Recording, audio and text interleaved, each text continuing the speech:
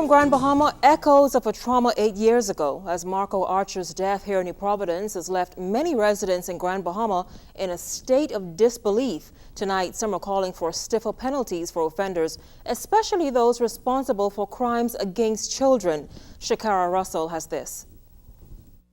Slaying of 11-year-old Marco Archer in the nation's capital is bringing back memories of a dark chapter in Grand Bahama's history when 5 young boys went missing in May of 2003. The remains of 4 of those boys were found months later.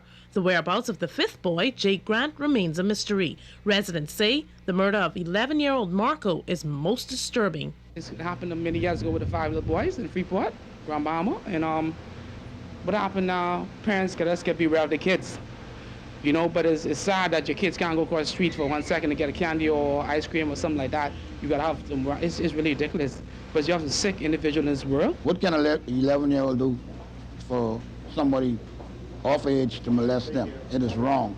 The government should move in right now, implement swift law, swift justice, and have these people put behind bars for the rest of their life. Residents say they are outraged. They claim that these cases demand that mandatory life sentences be imposed on persons convicted of murder, particularly cases involving sex offenses. This will continue to happen because they need to have some kind of system like in the U.S., Canada, Europe, that when these pedophiles come out in these communities, have the residents be aware of these people coming out. The sex offender was in jail before for this. He served his time. He came out. We do not know the mind of nobody. Only God knows our mind. Well, actually, he shouldn't be on the street. You know, he shouldn't be there. He should be someplace locked up away, you know, that the community don't see him anymore. While residents are expressing sympathy to family members of the victim, Charles Quant believes this tragic event points once again to the need for Bahamians to become their brother's keeper. People really don't think about it seriously until it's one of their own, because you know the saying, "What you don't know don't hurt you." Meantime, resident Betty Lewis says the solution is in seeking help from a higher power. We have to repent. We have to repent. You cannot do nothing with the murders. You cannot blame the government.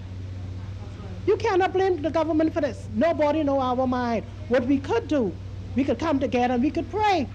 Now, residents are of the view that government should now implement a sexual offenders registry to log the names and monitor the movement of offenders once they are released from prison. Shakara Russell, ZNS News.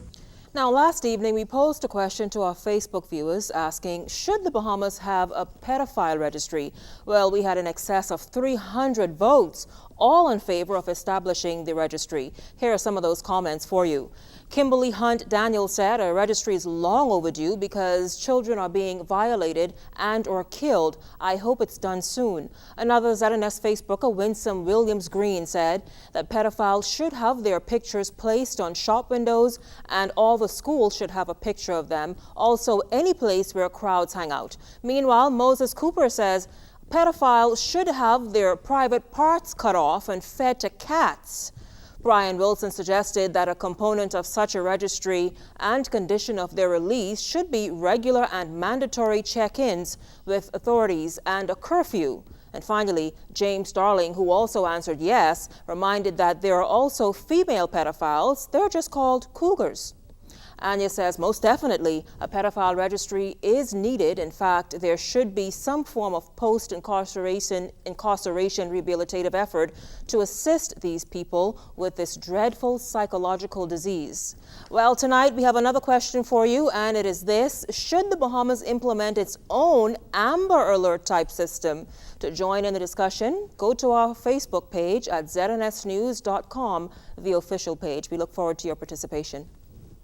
Well, thank you once again so much for sending us your stories and sharing them with the rest of the country. We want to continue to invite you to do that, so email us at finews@znsbahamas.com.